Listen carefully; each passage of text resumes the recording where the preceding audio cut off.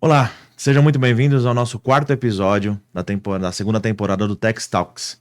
Hoje, mais um dia de muito conteúdo, esperamos trazer aqui para vocês, mas antes um recadinho da nossa patrocinadora, a Tex Training Center, empresa especializada aí em preparar os profissionais da área fiscal para atender às demandas de tecnologia e também tributário do futuro. Quer saber mais informações? Vai estar um link aí embaixo nas descrições.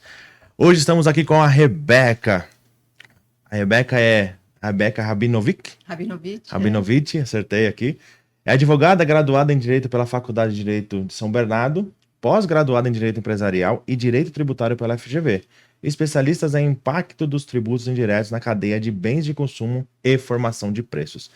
Possui mais de 20 anos de experiência na área tributária, com passagem significativa por grandes empresas de diversos setores, como consultoria, agronegócio, químico, farmacêutico, varejo, atuando em planejamento tributário, consultoria, suporte ao negócio, rentabilidade e atualmente vem trazendo expressivos resultados à frente da área de impostos indiretos, compliance tributário e gestão de caixa do grupo Casas Bahia. Seja bem-vinda, Rebeca, muito bem-vinda. Discorre um pouquinho mais desse detalhe dessa sua pequena trajetória. Obrigada, é uma honra estar aqui, Vinícius, estou muito feliz por ter sido convidada, ainda mais para falar de um tema aí tão complexo e tão expressivo que nós estamos vivendo hoje e vamos viver para os próximos 10 anos, né? Sim. Bom, eu estou na área tributária aí há 20 anos, até um pouco mais. Comecei minha carreira lá na Whirlpool, entregando GIA, fazendo apuração. Fui uma das primeiras a começar a implementar o SPED ali na época, no início dos anos 2000. E já nessa época já se falava em reforma tributária, né? Ou seja, pouco tempo, né? Faz pouco tempo, exato, faz pouco tempo. E aí já se falava na reforma, eu lembro que eu era uma menina, mas eu já ouvia os gerentes ali falando, mas era uma coisa muito distante, né? Então você falava, isso nunca vai acontecer, ainda mais naquela época, em 2000, que estava se iniciando a substituição tributária. Então, muitos produtos ainda não estavam dentro da sistemática da substituição tributária. Na época eu trabalhava na Whirlpool, então a gente estava falando de eletrodomésticos, ainda não existia a substituição tributária ali. E depois, com o passar do tempo, você vê cada vez mais produtos foram entrando dentro da... Então, aí o ponto reforma tributária parecia que ele ia ficando cada vez mais distante, né? Então, cada vez mais, imagina, isso nunca vai acontecer, ainda mais quando a gente vê o interesse do governo, né? Sendo o ICMS um imposto estadual e a reforma tributária, desde aquela época, já se falava numa reforma onde você teria um imposto único, não se sabia qual seria o modelo, se seria... da onde seriam as inspirações, né, para fazer uma reforma. Então, isso ficava cada vez mais distante, né? E de uma hora para outra?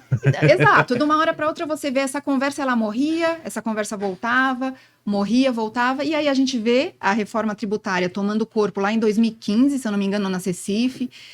E aí, com a PEC 45 em 2019, pronto.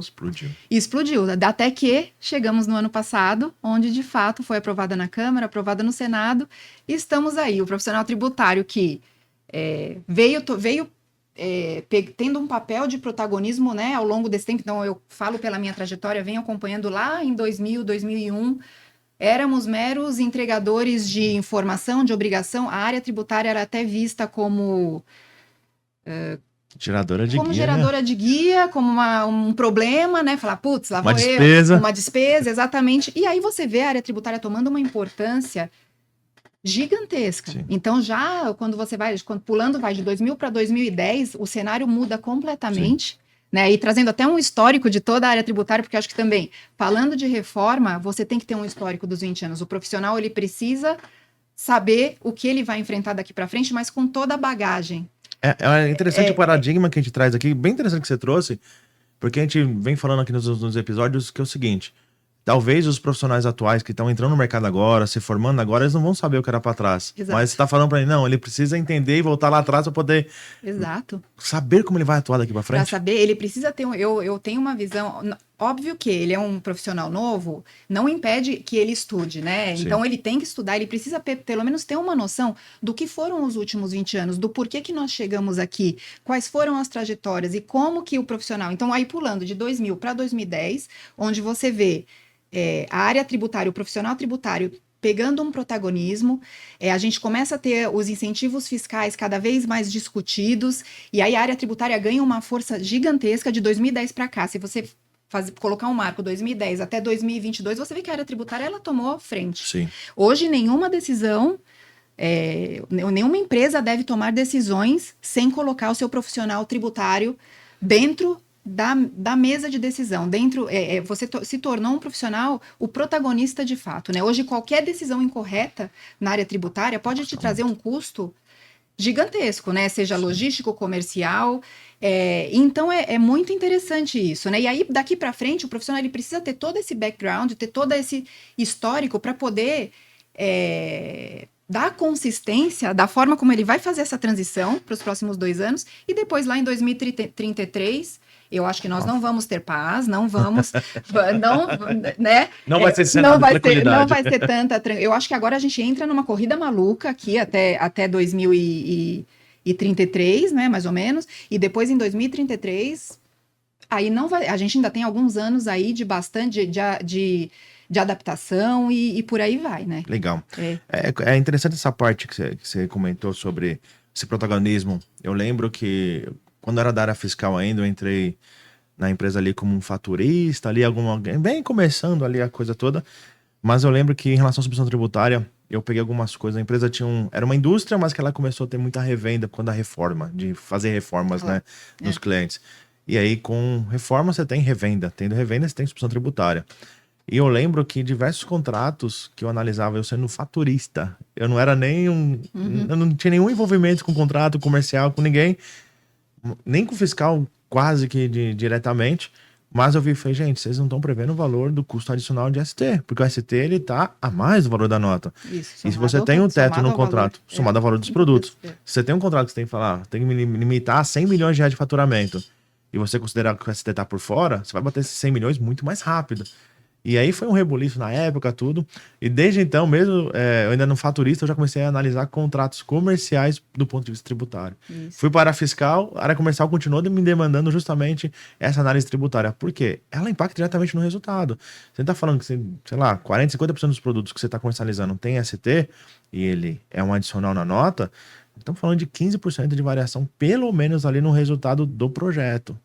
Se o projeto tem uma estimativa de lucrar 20%, vai lucrar 5%, e esse 5% ainda pode virar dor de cabeça lá na frente. Então, a importância de você ter uma simulação, de você fazer conta, né? Eu falo também, na área tributária a gente não pode, as decisões precisam ser tomadas em cima de simuladores, em cima de KPIs, em cima de indicadores. Você não tem como mais você tomar uma decisão de forma instintiva.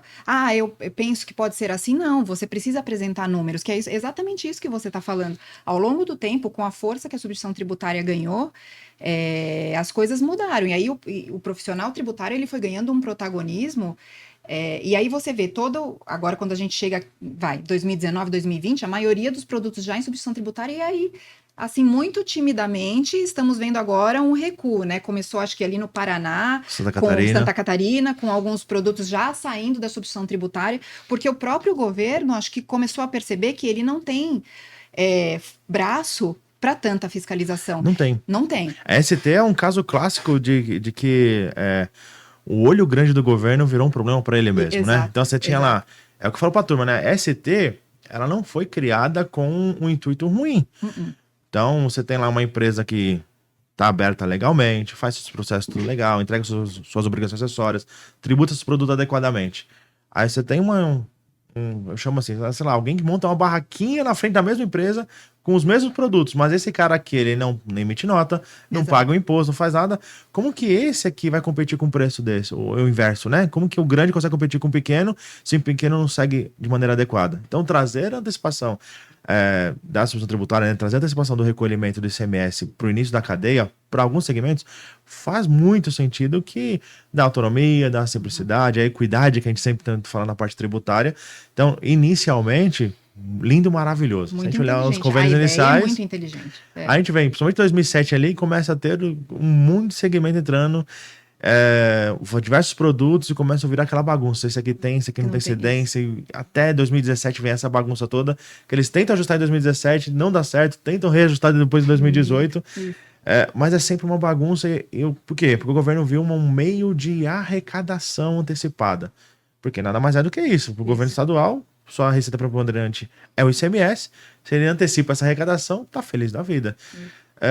E aí o governo viu que não tem como fiscalizar, não tem como controlar, não tem como manter, e vem ainda a decisão do STF que você pode cobrar ou ressarcir o pago a Isso, eu ia maior, falar isso agora. que foi um maior problema. Só que aí eu queria fazer esse panorama disso tudo da reforma tributária da substituição tributária com a reforma tributária. Por quê?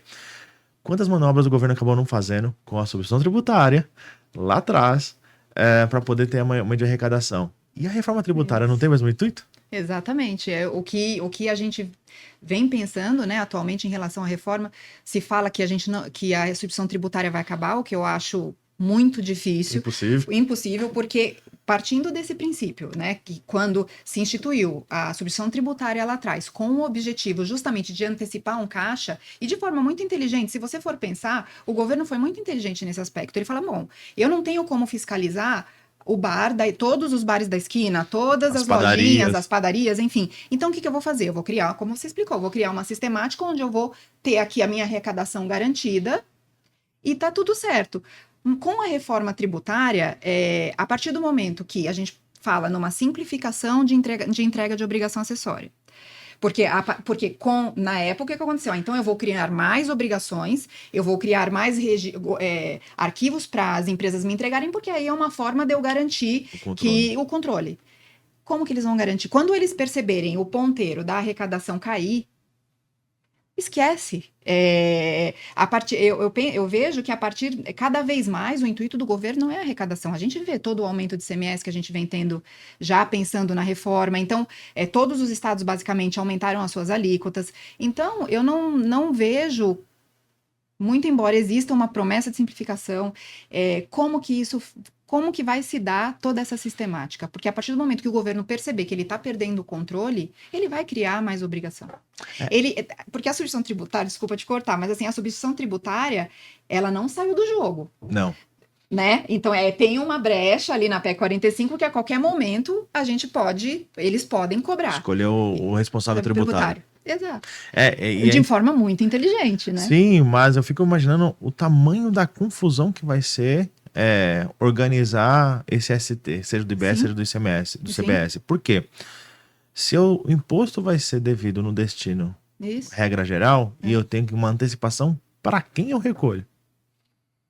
É uma das dúvidas que vai ficar no ar aí, falar como que nós vamos tratar a ST. Então, assim, eu também não vejo caminhos dela se extinguir, até porque deixou no texto da emenda lá, tá ali. Eu acho que não vai também. Eu também acho que não, mas a forma de recolhimento, talvez a gente tenha mais pro CBS do que pro IBS. Talvez, mas ainda assim, ainda é um dos pontos de grande dúvida que todas as análises que a gente fez, os grupos que a gente participa de discussão, ainda tem esse ponto de interrogação. Se tiver, como que eu vou recolher? Como eu vou personalizar? Exatamente. E o que eu vejo também, eu acho que o governo ele precisa daqui para frente também, da mesma forma que as empresas precisam se estruturar, já precisam formar os grupos para começar a trabalhar, o governo também precisa, que uma vez que, falando também da tributação no destino, fica esse ponto de interrogação em relação à ST, mas também pensando nos incentivos fiscais que acabam ali em 2032.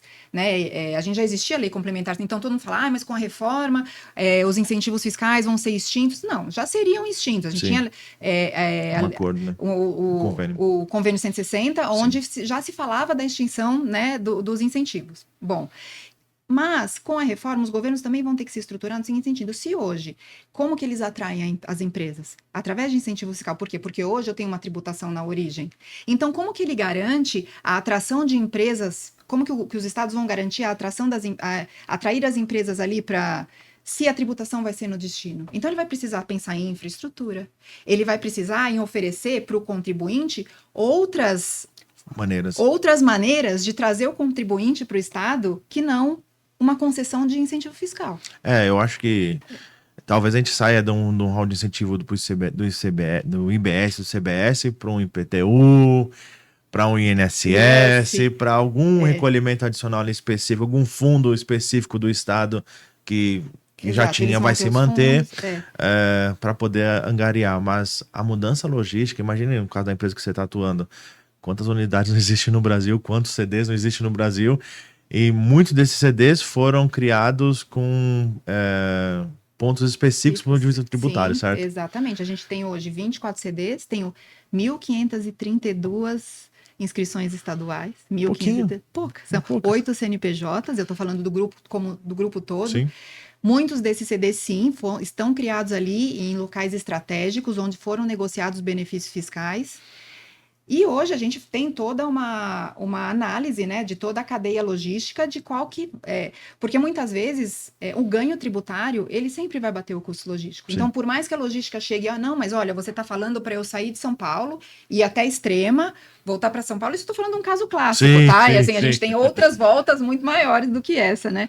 E aí a logística volta para você, não, mas olha, o meu custo tá, mas olha o ganho. Então, hoje não existe o ganho tributário, ele sempre vai bater o custo logístico. Mas daqui para frente, né? A situação pode mudar. A situação pode mudar. Então, quando se fala em perda de benefício fiscal, a gente precisa já tá, as empresas precisam, os profissionais da área tributária precisam assumir esse protagonismo desde já. Sentar do lado da sua área comercial, sentar do lado da área logística, fazer um mapeamento, uma simulação do as-is e do to-be, né? E para que a decisão seja tomada em conjunto. E com base em números, né? E Em dados. com base né? em dados, exato. E com base em dados. Olha, daqui para frente você não vai mais ter o benefício fiscal X, então você não precisa ter se aquele seu centro de distribuição foi criado só especificamente para fins de benefício fiscal, você pode incluir. Não é assim. Imagina, agora assim, a complexidade que é isso, né? Porque, e os CDs, por exemplo, que deixam de fazer sentido? E aí, é um investimento que foi feito, que não foi pensado no curto prazo, foi pensado no longo prazo. A gente teve uma explosão, principalmente com a pandemia, da cadeia logística como um todo, né? Todas as empresas investindo muito na parte de logística. E agora tem a reforma tributária que pode comprometer tudo numa empresa do seu segmento, que é varejo, que qualquer 0,5% não, é uma qualquer briga. um ponto percentual vira um escarcéu, assim. Sim. Então, você vê hoje Então, a gente precisa também pensar em qual que vai ser o impacto disso, qual vai ser a perda qual é o resultado da perda de um benefício ali num estado significativo, né? E como que você vai conseguir igualar pelo menos essa perda. Sim. Então, sentar com quais serão as ações, né? Porque você não pode ficar com precisa olhar para o caixa, você vai precisar olhar para o seu resultado. Como que você mantém o seu resultado? E agora a gente vai ter um desafio, desculpa te cortar, mas é um desafio duplo, né? Porque você tem um resultado financeiro e o contábil. Exato. Porque é o financeiro com o split payment. Isso, além de tudo, você vai ter que olhar para o caixa. Porque por conta de todo o split payment, que é uma incógnita também na minha cabeça, eu te falo, aí a sua visão, se hoje você olha também, né? Outro ponto. Por isso que eu falo, o profissional tributário, ele não perde o protagonismo de forma nenhuma. Ao contrário, né? Porque outro ponto, se hoje você está ali ao lado do seu comercial, ao lado da logística, fazendo todo esse mapeamento logístico para pensar nos impactos dos benefícios, muda um pouco a visão, porque você vai ter que olhar agora para o teu fornecedor com split payment. Sim. Né? A tua gestão de crédito e a gestão do caixa. Então, como que você garante esse caixa daqui para frente? Se você se pensar agora numa tomada de crédito no momento do pagamento. Quando se dá esse pagamento? Se hoje a gente entrou a nota, você escriturou a nota, você tem direito ao crédito que está destacado ali na nota. E o pagamento lá na frente com o fornecedor. Exato, o pagamento você negociou ali daqui 3 meses, 90 dias, enfim, está negociado com o teu fornecedor. Agora você precisa de uma pessoa do tributário dentro da sua área que faça negócio de supply, sei lá, que faz a negociação ali com o fornecedor, para mapear isso, para fazer essa conta. Agora eu queria que você trouxesse para nós todo esse desafio que porque eu tô tentando imaginar aqui, além de tudo que a gente já vem discutindo aqui, que a gente já comentou sobre a reforma tributária, nos outros episódios também, bastante coisas, mas eu queria ter a sua visão, primeiro do hoje, e do que você imagina do amanhã em relação à reforma tributária, por exemplo, fechamento. Fechamento com... Isso. Quantas inscrições estaduais você falou? 1.532. 1.532 inscrições estaduais. 1.532. Eu estive num fórum que nós participamos, você estava lá palestrando também, você falou que você entrega 40 mil arquivos. 40 mil arquivos por ano, isso. Como é lidar com isso no hoje e como que você se imagina passar pela transição com o aumento da carga de trabalho num volume desse? Sim, na verdade, hoje nós temos o fechamento, então a gente já instituiu no hoje um pré-fechamento.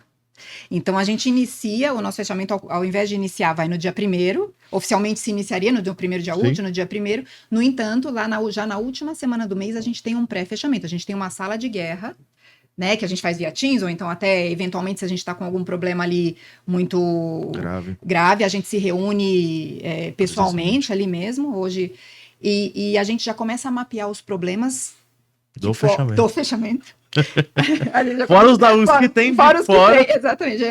Tem as pessoas que já participam, então tem pessoas-chave que participam desse pré-fechamento. A gente já começa a mapear os problemas, então nesse pré-fechamento tem TI tributário envolvido, tem equipe de projeto, tem toda a minha equipe de compliance, e aí a gente já começa a fazer o mapeamento para que quando chegar no início do fechamento, a gente já tenha, então já abre os chamados, então a gente já vê os problemas que eu tive ali nas migrações, já abre chamado para que, e vamos fazendo também um KPI de acompanhamento para ver se esse chamado que eu abri, corrigir, se para o mês que vem ele não volta, e acontece de voltar, viu, Vinícius? Acontece. E é o maior problema. Né? E aí pronto, aí a gente fala, meu Deus, mas o que aconteceu? Porque eu corrigia na raiz e por que no mês seguinte esse problema se repetiu, sabe? Uma alíquota incorreta que migrou, enfim.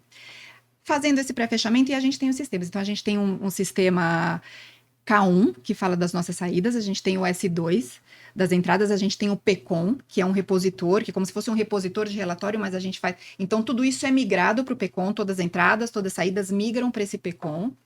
A gente faz o fechamento com o PCOM em paralelo com o Master SAF. Eita!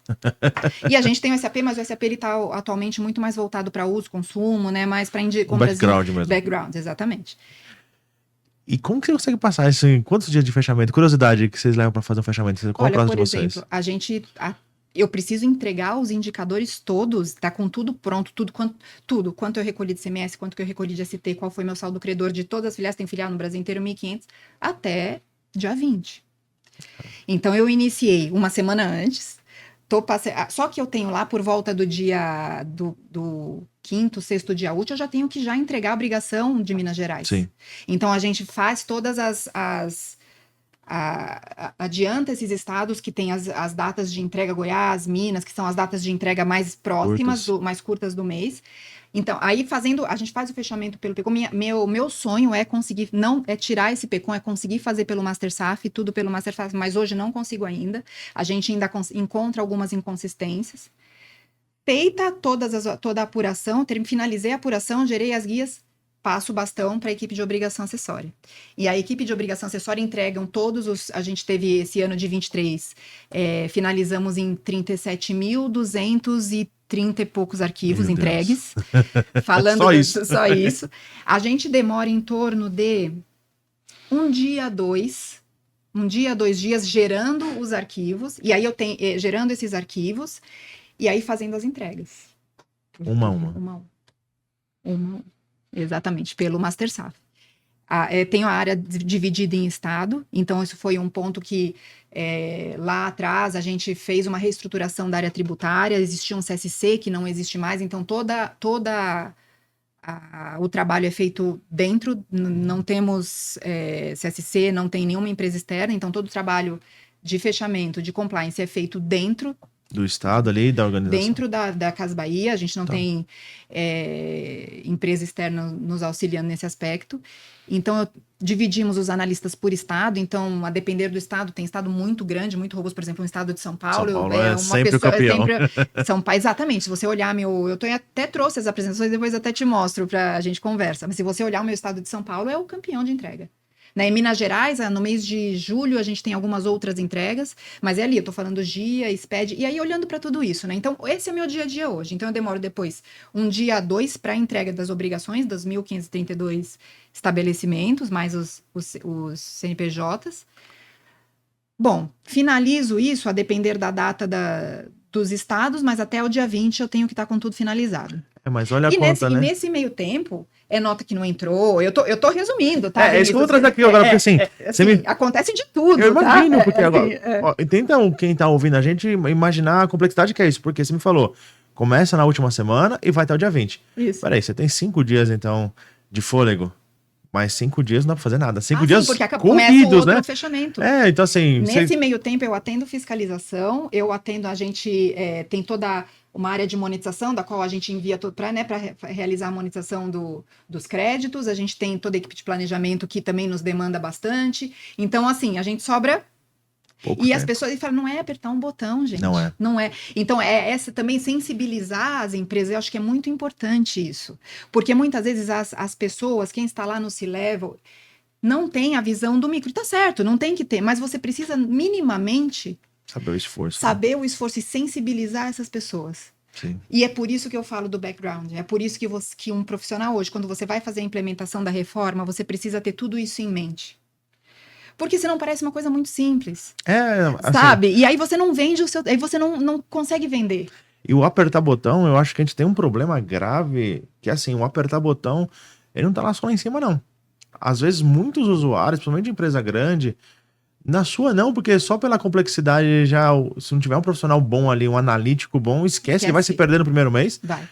Mas pensa numa empresa mediana ali que tá acostumada com automação, SAP já interligado com o MasterSAF, ou com o TaxOne, ou com qualquer outra ferramenta que seja, que ela vai ali, chegou de manhã no dia 1, tá tudo migrado pro TaxOne, tá ok. Tá lindo. Você tá lindo. Faz a conciliação, tudo bateu. Entra lá, conciliação, valores a recolher, fechamento, gerar obrigação acessória. Peraí, tem muito profissional acostumado com isso. Então, e esse profissional também precisa ser conscientizado de que ele precisa ser cada dia mais analítico. Sim. Ele precisa cada dia olhar o todo, o impacto do trabalho dele, porque senão lá na frente ele vai perder mercado. Com certeza. E aqui, uma empresa desse tamanho, como que você vai arrumar tempo, ou equipe, ou braço, ou o que quer que seja, investimento também, para poder garantir? Você vai ter que garantir, pelo só que você comentou aqui com a gente, a reforma tributária, com todas as suas mudanças, então principalmente 25, 26, alguma coisa bem pesada, depois lá perto de 30 mais pesado ainda, fora o que ia acontecer no meio do caminho que a gente não sabe, uma caixinha de surpresa que nem foi a subvenção tributária no passado, garantir as melhorias do sistema que você precisa delas para que você consiga ter uma otimização, senão isso vai virar os 25 dias que você já trabalha, eles podem virar mais de 30 e você não atender os prazos esperados pela companhia, e manter o dia a dia aqui do atual do hoje. Sim, é um desafio enorme. E aí eu tenho 2 pontos para colocar aqui no que você está dizendo. Primeiro, outro ponto que a gente vem analisando agora, a gente já estava nessa sistemática, mas agora isso se intensificou, que é olhar o que eu posso automatizar. Então hoje, quando a gente está fazendo, não, mas olha, isso aqui eu faço porque eu olho aqui e falo, não, existe algum relatório, existe alguma query que a gente consiga fazer, e aí chamar equipes de projetos para perto, e tudo que eu posso automatizar agora é a hora. Então o sistema ele vai ter sistema, exatamente. Vai ser mais patrocinista ainda. O sistema vai ser profissional de TI, profissional que consiga me dar uma solução de automatização, de melhoria. Nossa, vai sair na frente, assim, porque é o que a gente precisa. Sabe, eu não quero ter pessoas ali que fiquem sabe, forma de falar, mas perdendo tempo, analisando coisas que hoje eu poderia ter uma inteligência artificial fazendo para mim. Então é essa visão que eu tenho passado muito para a equipe. Olha, pessoal, vocês estão com os dados na mão, vocês têm a base. Eu falo, o compliance é a base de tudo. Sim. O compliance, mas eu fico aqui só fazendo apuração. Não. Você é a base de tudo. Você sabe, você é que vai dizer o que eu preciso automatizar. Você é que vai dizer, você tem um número nas mãos. É uma coisa curiosa, eu fiz um levantamento de esforço de uma empresa 2 anos atrás, até eu comentei isso num podcast, num episódio, e 70% do tempo dos analistas que entregavam a obrigação acessória era de retrabalho. Olha. E ele não gritava com isso. Peraí, tá retrabalhando o mês inteiro por conta de erros lá da origem, ou de processos não automáticos, que tem que fazer double check, revalidações, e não grita, não levanta a mão e fala, gente, estou com um problema. Exato. É isso. A pessoa, você que vai saber, você está na base da operação, é você que vai saber o problema que está acontecendo. E aí, outro ponto, mais um motivo para você ter KPIs. Um outro KPI que eu tenho, retificação. Esse é importante. Importantíssimo. Porque eu quero ver essa curva cair. Sabe, se lá em 2019 as minhas retificações eram 3 mil, 4 mil, hoje, né, em arquivos, né, falando, hoje eu quero reduzir, eu não quero saber de retificação, então, como que, você está fazendo, então não adianta só falar KPI, indicador. Dado. E aí, mais um ponto, no início a gente fazia esses KPIs no Excel, sabe, se eu voltar 5 anos atrás, a KPIs, hoje a gente já tem todo um Power BI fazendo. Sabe? Que ajuda muito. Então, deixar o profissional tributário livre desse retrabalho, para quê? Para que ele possa pensar. Para que ele possa, com a base de dados na mão, conseguir, olha, eu tenho uma oportunidade aqui, olha, eu não tomei tal crédito que eu poderia ter tomado, conseguir trazer esse profissional para essa análise. Essa análise. Esse é meu ponto em relação aos profissionais, porque o jogo vai virar, né? A gente tem uma virada de chave agora, porque tudo vai mudar. Então, assim, tudo que você sabia até agora vai zerar. Vai zerar. Zerou. O jogo começou. Apitou. Deu reset para todo mundo ali. Para todo mundo. Exatamente. Então, onde você vai se diferenciar agora? E não só agora, acho que sempre, né? Mas agora essa discussão, ela vem com muita força. Então, é o momento, né? Uma vez eu tava... Até tem um exemplo engraçado sobre isso, falando até... A gente tá falando de reforma mais profissional da área, mas eu acho que tá tudo junto, né? Sim. Então, porque as pessoas têm muito disso, né, Vinícius? Eu falo assim, é porque eu quero me destacar. Mas como que eu faço para me destacar? E aí, mas eu preciso me destacar porque eu quero ser promovido e tal, e tal, e tal. Eu falo, então tá bom, então vamos conversar. Abre a apuração aí do estado tal que você faz. Mostra para mim. Tá, não, tá bom, mas o que você faz? Não, mas aí eu conciliei esse com ele. Eu falei, não, isso um sistema faz. Isso é mínimo. Isso é o mínimo. É o mínimo. Então, entende? Então, quando você traz a pessoa para conversa, tete a tete, para entender, antes de você querer se destacar, você tá fazendo o básico bem feito? Feijão com arroz, né? Você tá fazendo o seu feijão com arroz? Porque, de repente, você fazer o básico bem feito já vai te colocar num outro patamar. Infelizmente, esse é o nosso cenário atual. Isso. Então, falando de reforma, falando de toda... É agora que esse profissional, ele precisa ter essa consciência. Não, eu não posso mais ficar aqui aceitando o erro, que nem você falou, sempre achando que é normal eu fazer uma retificação por conta de um erro. Não, levanta a mão. E ninguém está dizendo que você precisa ser perfeito. Não, é levantar a mão. Olha, aconteceu tal coisa aqui, como que a gente pode resolver? Olha, pensei numa solução. Não tem como... Leva o problema para o teu gestor, chama o seu coordenador, o analista, né? No caso, sei lá, chama o seu coordenador. Coordenador, levanta a mão para a gerência. Seja proativo, né? Seja proativo, assuma o papel do protagonismo. A gente fala muito, assim, questão de tecnologia, de sistema. Se o profissional ele não estiver muito bem preparado daqui para frente e olhar para a tecnologia, e é do ponto de vista, como pode dizer, é do ponto de vista não só tecnológico, mas também uma forma... A gente pega o ChatGPT, por exemplo. A versão 4.0 do ChatGPT, ela tá atualizada até janeiro de 23. Até janeiro de 23. A 3.5, que é a versão mais básica, ela tá atualizada até 22. Ou seja, nós não temos ainda uma inteligência artificial atualizada do ponto de vista tributário. Uhum. Se você for atrás de especialistas em Power BI, eles são, na sua maioria, muito jovens, pessoas que viram a tecnologia ou análise de dados com a visão de que posso ganhar dinheiro com isso, mas ele não tem expertise do ponto de vista tributário, processo, conciliação e tudo isso, para poder falar, vou fazer um Power BI dessa maneira. Então, além de se preocupar com feijão com arroz, olha quanta oportunidade tem em volta para ele estar por trás e ser um protagonista. Mas aquela coisa que eu sempre falo, né? Mas eu fui contratada para fazer só isso aqui. Meu amigo, se você não consegue, você faz um fechamento de CMS, não sabe falar qual que são os produtos mais credores ou mais devedores, o que te ajudou, qual que foi a loja que mais gerou crédito, que mais gerou débito, e por que isso está acontecendo, por que eu tô pagando antecipação, por que eu tô pagando de FAO aqui, sendo que eu tenho lojas no Brasil todo. São várias vieses que você pode analisar e entregar um trabalho... não é o perfeito, mas é com excelência. É entregar o seu resultado efetivo para o negócio. Aí a pessoa faz o fechamento. Eu garanti o fechamento no prazo. Tinha que fechar até dia 2, fechei. Ela acha que isso é suficiente para poder passar para o próximo patamar. Mas temos que ter, sem dúvida nenhuma, uma cabeça pensante. As pessoas precisam ser analíticas, né? E tem capacidade. As pessoas têm capacidade para isso. Ainda mais com o dado na mão, né? É isso. E quando a gente olha hoje para a quantidade de obrigação acessória que a gente precisa, a gente vai ter que, né? E aí voltando agora também falando de como que a gente pretende se estruturar, né? Então, dentro do compliance, por exemplo, então já agora em abril a gente já vai começar com as reuniões dentro da equipe de compliance para mapeamento. Então, olha, nós vamos sentar todo mundo agora no início de abril. Isso foi uma iniciativa até de uma das coordenações que eu achei excelente. Com certeza. Aí. E aí ele falou, nós vamos sentar todos numa sala, e aí nós vamos mapear, olha, isso aqui é a reforma tributária, assim, assado, vamos começar a mapear o meu as-is e vamos começar a pensar no to be. E quando a gente olha para a obrigação, o que mais me deixa... Porque o que vai acontecer? Hoje eu tenho esse volume gigantesco que eu entrego de forma anual. Mensalmente eu tenho o quê? Em torno de 3.000 Por mês, se eu for olhar por mês, eu tenho em torno de 3.000, 3.200, a depender do estado, Do né? estado e do mês, né? Do estado e do mês, exatamente. Tem meses que eu tenho um pico maior, a gente tem as GST, tem as inscrições no destino por conta do DIFAL e tem, enfim. E como que vai ficar tudo isso com a reforma?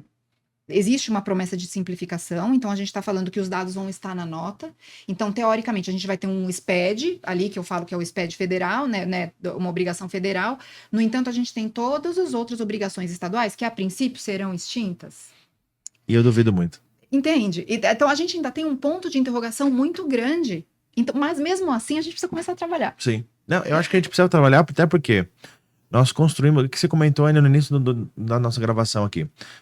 Você comentou que lá atrás já se falava de reforma tributária.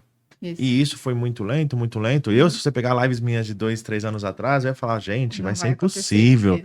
Eu falava atrás, eu imagino ter uma reforma dos federais. Isso. Porque tá dentro da União ali, uma competência só, muito mais fácil. De fato, a gente não imaginava que isso ia passar muito rápido. Eu achei que não fosse passar. Ano passado, quando teve aprovação, eu falei, não pode aconteceu. Ser. Eu vivi para ver isso. Eu tenho um grupo no WhatsApp ali, que é numa plataforma de ensino, e tem, sei lá, umas 300 pessoas mais ou menos, entre advogados e contadores. As votações iam passando lá e o grupo ia subindo, parecia final de Copa do Mundo. E, gente, não é possível, será que vai? Não pode ser, não, mas passou uma, não, a segunda não vai. Não, vamos fazer a segunda votação agora. E, peraí, atropelado. E olha agora para o futuro, como que a gente vai organizar sem saber o que vai ser atropelado daqui para frente? Porque, assim, a gente tá falando do IBS, CBS, que é o que mais se fala, mas se a gente trazer a complexidade do IPI e do IS, se torna um monstro. Isso, e o IS compondo base de cálculo dos outros. De todos os outros. Ou seja, cadê a transparência, sabe? Outro ponto, quando a reforma foi aprovada ali, eu estava no início. O que acontece, né, Vinícius? A gente tem que lidar com a realidade da forma como ela é. Sim. Ponto final. No início, falei, nossa, putz, vai acabar o cálculo por dentro.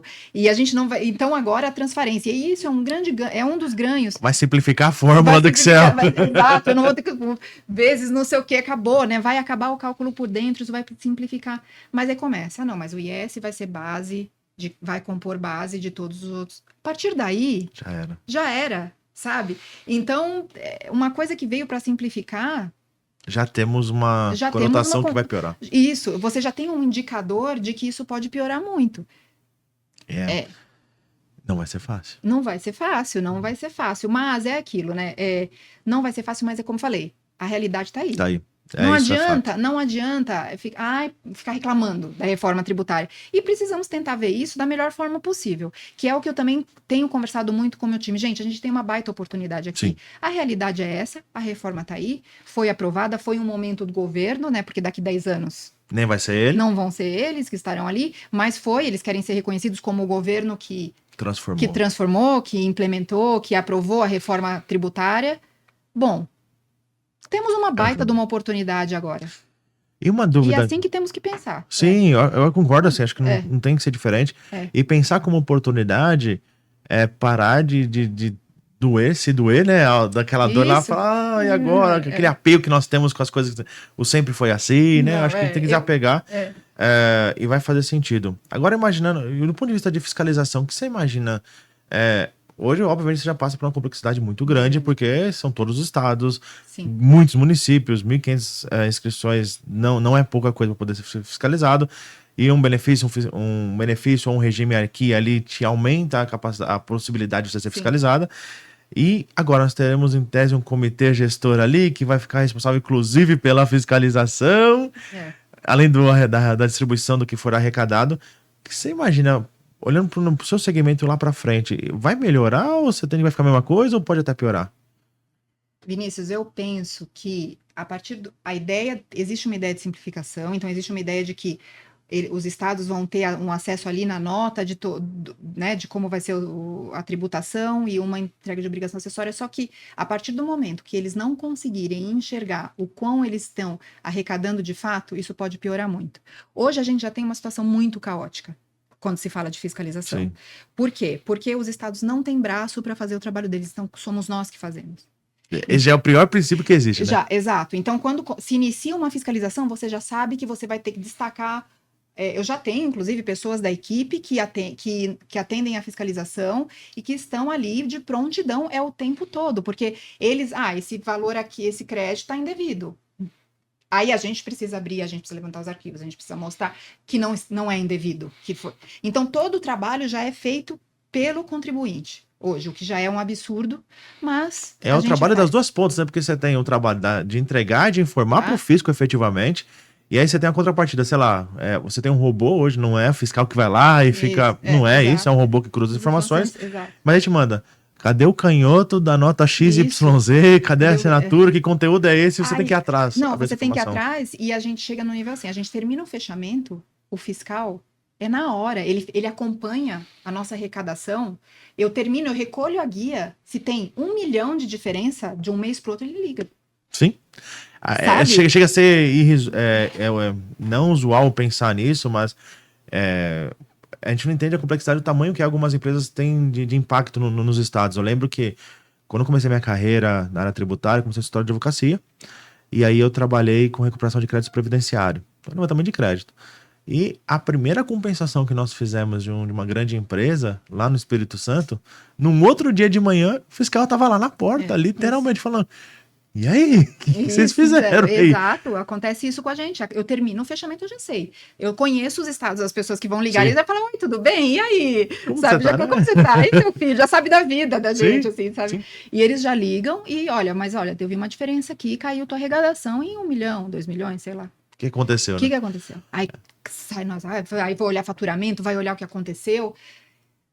Isso acontece, mas quando você vai para estados do Nordeste, é muito pior. Vinícius, olha, se você não me responder isso aqui, eu vou... Já vou abrir um auto de infração aqui. Não, quando eles não baixam a inscrição e você não consegue fazer venda. Eita. Já chegou deles cancelarem a nossa inscrição estadual numa sexta-feira. E a gente passar sábado e domingo em pânico, com o comercial ligando e eu com a equipe toda e todo mundo trabalhando e pedindo para o escritório ir na porta Tá na porta da casa do fiscal. Exatamente, ele precisa, porque é uma medida arbitrária. Mas quem que tá olhando para isso? Então, muitas vezes, hoje a gente trabalha, parece que você trabalha, o governo tá contra você, não sei eu falando aqui, mas parece que você... Não, a gente tem essa ideia, a gente já fala que o fisco já é o nosso sócio majoritário que só recebe o lucro. Só recebe o lucro e trabalha... Ele não está trabalhando a seu favor, ele não te ajuda, ele trabalha contra. O que ele pode te prejudicar, ele prejudica. E aí, entende, a gente fala assim, olha, você cancelar uma inscrição estadual e eu não conseguir fazer venda, você é prejudicado, porque eu não estou recolhendo imposto. É para você, mas vai voltar. É para você que vai voltar. São milhões que circulam num fim de semana. Sim. Sabe? Então, essa visão, e daí, passando tudo isso para frente... Eu não vejo como que eles vão fazer esse trabalho de forma simplificada, porque é uma mudança de mentalidade, uma mudança de paradigma muito grande. Porque, vamos lá, comitê gestor, ele vai ser político. Sim. Já começa por aí, ele tem um viés que ele vai ser político. Ou seja, se ele não é político, ele não é técnico. Aí vai ter que direcionar alguém técnico. E hoje, em tese, não tem, eles não vão ter... Como pode dizer? Tá tudo muito separado. Ou seja, cada estado tem seus fiscais, tem seu histórico, tudo. E hoje a gente tem um fator zero para todo mundo. E quem é que vai trabalhar lá com o comitê gestor para poder fiscalizar? E quais serão as ferramentas que eles vão usar para poder fiscalizar? Como será essa fiscalização? Como será essa arbitrariedade? Porque se você deve no destino, tem outro problema. Você não passa a ser mais fiscalizado da onde é a origem, onde você está. Você pode ter um estabelecimento, sei lá, aqui em São Paulo, capital, e alguém lá de Boa Vista, um fiscal de lá, vem aqui bater, peraí, mas eu vi que caiu aqui no estado, sei lá, 1.000 notas, e eu não vi arrecadação para cá. Por quê? Imagina essa situação, que você vai poder ter 1.000 municípios, que se você tem suas 1.500 inscrições, mas você tem um e-commerce que você vende para 100% dos estados, basicamente. Imagina ter um fiscal lá, não sei da onde, que vai gastar o tempo, um dinheiro, investimento, que às vezes nenhum município, o estado tem direito, para vir aqui te fiscalizar, porque isso é grande. Então você tem uma tendência a piorar essa situação, né? Piorar a situação, e quando a gente fala do e-commerce, com todas as discussões que a gente vem tendo em relação ao DIFAL, né, ao que você paga.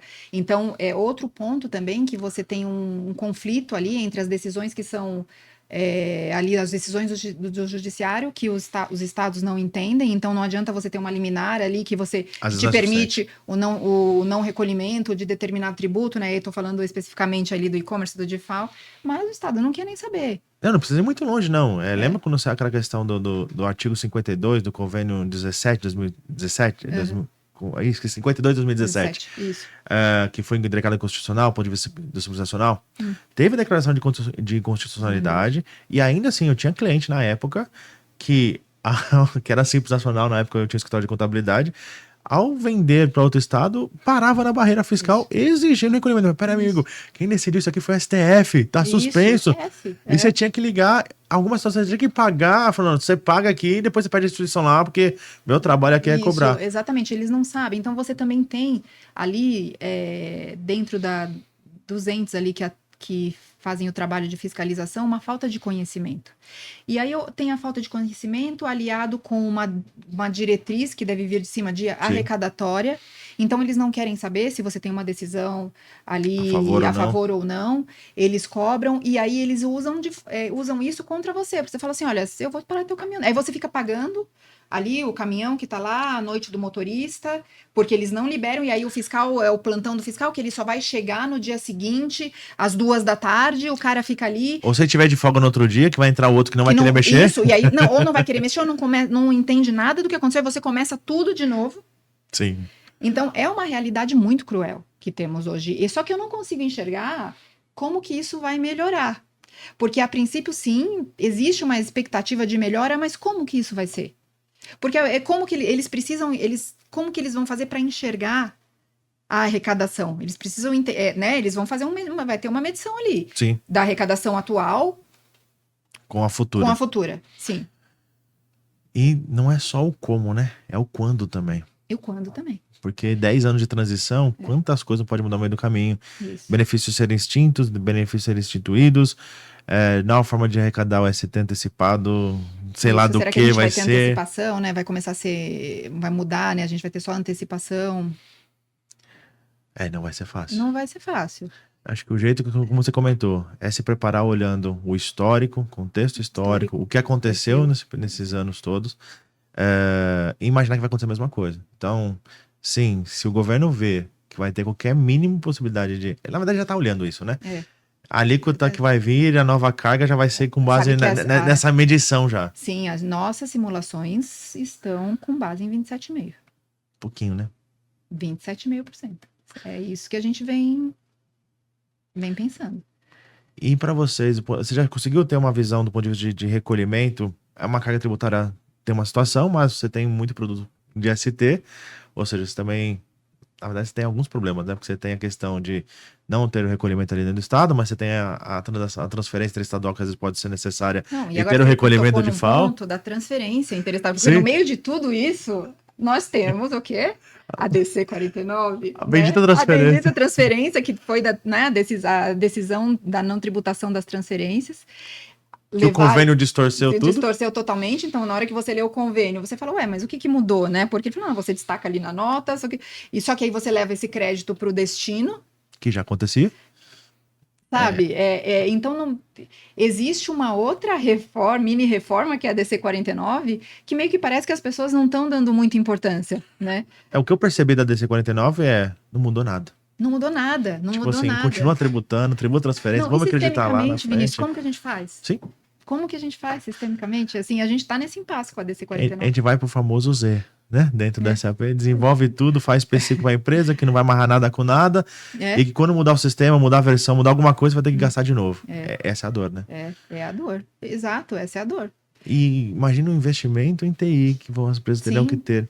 Porque o governo, a gente falou, você comentou muito de obrigação acessória, será que vai ser a única? Não sei. Mas o governo já, a princípio, pontuou que não quer mudar nada, não quer um documento fiscal único, não quer uma obrigação fiscal única, deixa isso para os contribuintes gastarem na atualização sistêmica.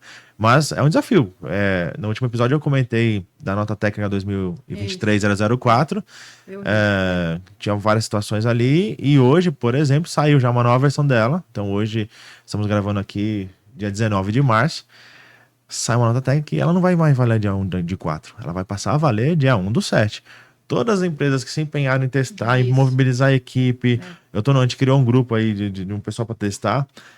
Tem grandes empresas lá, o pessoal do fiscal de grandes empresas discutindo, e agora estão comemorando porque não ia dar conta. Mas olha só, Mas imagina isso para a reforma tributária. Quantas novidades vai vir? Isso. Porque para a reforma tributária, um ano é pouco para uma grande empresa, por exemplo. Para uma média, tudo que depende do software. Nós já estamos em março e não conseguimos uma solução para DC49, por exemplo. Sim. Imagina uma reforma tributária que o IS tem uma nova regra, que vai mudar essa regra. Então, a gente poderia... O que seria a simplificação na minha visão? É igual para todo mundo. Se é igual para todo mundo, não tem que olhar LCM, não tem que olhar descrição, não tem que olhar SEST, não tem que olhar EAN. Hoje que tudo isso... Para você, imagina que faz impacto, faz certo? Toda a diferença Cada na tributação. Toda a diferença. Eu fiz uma análise recentemente de Autobetax, área alimentícia, que em um NCM tinham 7 SESTs. Aí. Então, como parametrizar, do ponto de vista sistêmico, uma NCM que tem 7 SESTs. Ou seja, cada SEST com o seu MVA, com o seu cálculo, independente da origem do destino. Então, é complexo lidar tributariamente falando, mas eu consigo ver uma facilitação lá na frente. Não, com certeza, mas um outro ponto também que é complicado, porque a gente teve as inspirações para fazer o IVA dual, que agora, né, é a nossa reforma, no fim vai ser o IBS, CBS, o IVA dual, que foram inspirações, né, na Europa, Estados Unidos, enfim. Tá, mas a gente não vai conseguir trazer um modelo sistêmico de lá. Não. Sabe? Porque lá já está enraizado, já é assim.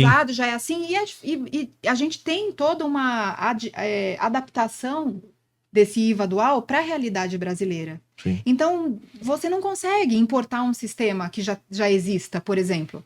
Como que vai fazer? Sabe, a gente vai ter que criar uma coisa do zero? Sistemicamente falando, para abarcar todas as alterações, para abarcar toda essa complexidade, e aí durante a transição também, né? E aí no meio disso, assim, não sei se você tem conhecimento ou não, mas tem muitas empresas que não atualizaram para o S4HANA, que é a versão mais atualizada do SAP, que tem que atualizar a versão, que vão ter que ter um novo sistema de obrigação acessória, porque o atual está em mudança plena também, ele depende do outro. A gente está falando para grandes empresas que é milhões e milhões de investimentos, sem um ROI, sem um retorno, sem uma otimização, e com o governo aqui, no cangote nosso aqui falando, cadê meu dinheiro do mês? Cadê meu dinheiro do mês? E essa tendência a piorar. E como que você convence? Né? E como que você... Por isso que a conversa com o C-Level, com a diretoria, com o CFO, ela precisa começar desde já. Sim. Sabe? Tá o tempo todo atualizando o seu CFO das alternativas, para que ele sinta o que está acontecendo, a complexidade, literalmente sentir. Porque senão depois, daqui mais para frente, você não vai conseguir sensibilizar. Né? Ou vai sensibilizar da pior maneira possível, né? Que é falar, ó, minha operação tá caindo porque não tô dando conta de... E eu tenho conversado com empresas, a gente tem feito benchmark, e você vê que tem empresas que nem iniciaram nada. Sim. Eu não sei se estão pensando, mas isso aqui é só daqui 10 anos. Mas você precisa já começar a se movimentar agora. Né? Então, e tem empresas grandes das quais eu conversei, não se fala disso. Esperando. Porque o que eu vejo que o mercado não saiu a lei complementar ainda, não tem nenhum contribuinte discutindo nos grupos de estudo. Mas, gente, vai sair, vai se movimentar. Acho que foi o Felipe que trouxe aqui para nós da CPFL. Falou, gente, vai atrás da entidade de classe lá, busca a FEComércio, a FIES, busca alguém que vá lá no governo e comece a falar, gente, vocês estão olhando para isso, vocês estão olhando para aquilo. Olha essa complexidade aqui, porque se custar muito dinheiro para o usuário, vai ter perda de emprego. Aqui, vamos botar uma automatização. Ele vai sempre pedir, alguém sempre se leva, alguém vai pedir, qual que é o ROI, o que você vai me trazer de benefício para poder te liberar esse orçamento, liberar esse dinheiro aqui. Mas é legal, a exigência é legal. Tudo bem, mas eu também tenho um caixa limitado. Ninguém atua com um caixa que não vai acabar nunca. É complicado. Exatamente. É complicado. A gente tem um cenário bem desafiador daqui para frente e eu acho que as pessoas precisam sentar e pensar, e quanto mais ideias trazer, por isso que essa iniciativa nossa de começar já a ter se reunir com as equipes para falar disso, porque aí você já vai jogando a semente, já vai conversando, e sempre vem ideias. Sempre vem, levantem a moto. Em termos também, outro ponto que é extremamente relevante, a monetização dos saldos. Então, se hoje você tem um saldo credor na sua escrita fiscal muito elevado, você já precisa correr atrás agora, com ideias. E aí, de novo, a atuação do profissional tributário, o protagonismo. Né? Porque não mais você precisa de ideias novas. Não dá mais para falar, então eu vou mandar mercadoria para cá, voltar para cá. Isso eu já faço. Sim. Isso eu já faço e não tá dando vazão. O que deu certo, já deu certo. As alternativas que já foram criadas no passado, que Já existem, já estão aí. as que deram errado também já foram autuadas, né? Tem É. uma clássica lá do Itaú que mudou. O Itaú até tinha feito certo o processo dele de mudar uma parte do serviço para Mauá. E aí Ixi. todo mundo começou a levantar a mão. Não, ele voltou atrás, teve que pagar 30 milhões ali pro município na época, salvo engano. Já deram errado. Então, assim, é sair fora da caixinha agora, né? Agora é isso, exatamente. Porque assim, a gente já faz. Se você tem uma área tributária atuante, as ideias já estão ali. Então você precisa agora inovar. Sair da caixa. Como que você foge da curva. pode, sabe, é pensar grande, pensar em carro elétrico, sabe, pensar em fazer parceria com outras empresas de outros segmentos, ver como que você pode monetizar seu saldo, tudo isso tem que ser pensado. Você é até parceiro até do fisco, né? Então chegar no Parceiro fiscal do ali fisco, e mostrar falar, ó, transparência, olha, eu quero ser, como que se chama?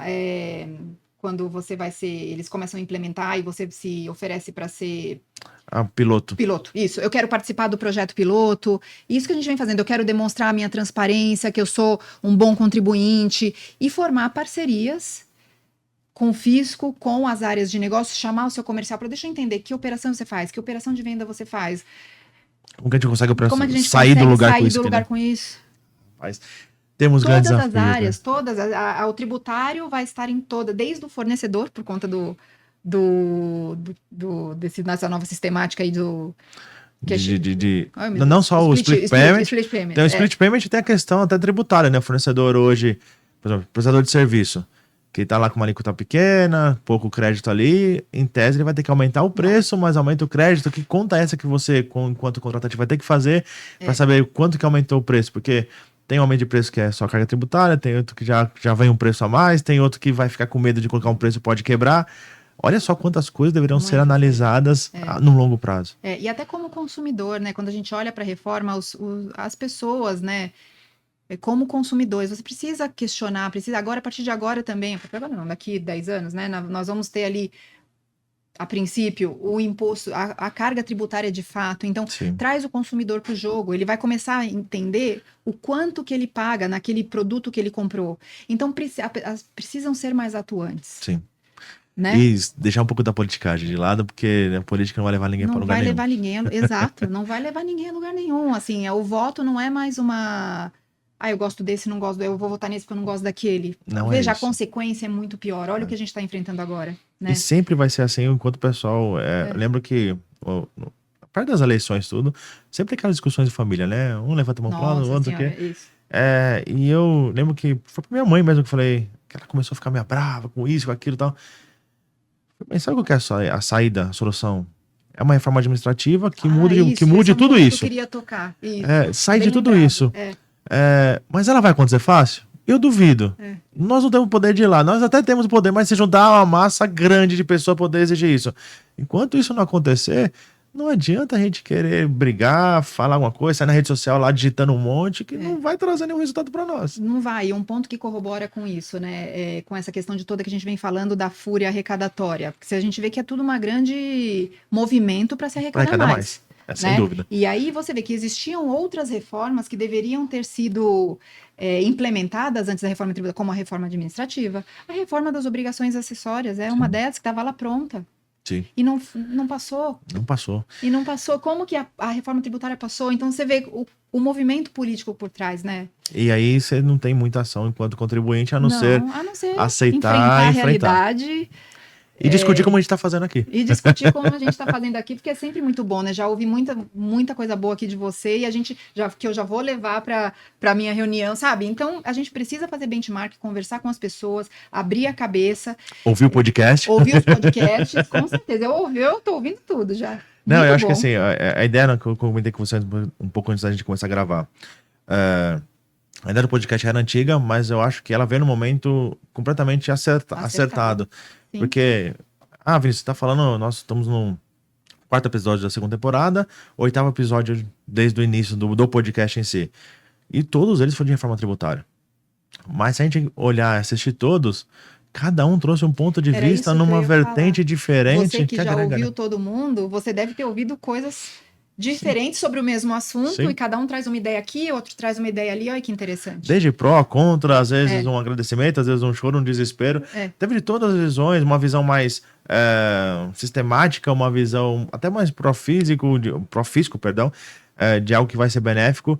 Mas eu acho que é interessante essa troca, promover, porque assim, os grandes, você tem condição de fazer um benchmark com outro grande, não sei o quê, mas tem muito médio empresário, média empresa que fatura, sei lá, 500 milhões, 700 milhões, 1 bilhão, que é grande empresa, mas perto de algum mercado não é tão grande assim, e que tá perdido, que os seus gestores não sabem para onde ir, quem correr, quem ouvir, como ouvir, o que filtrar, porque às vezes, e a gente vê um monte de vídeo na internet também que às vezes fazem um terror, né? Quem nunca viu o vídeo lá do polo pendurado lá no Rio Grande do Sul, lá falando, ó, esse é o preço com imposto e esse é o preço sem imposto.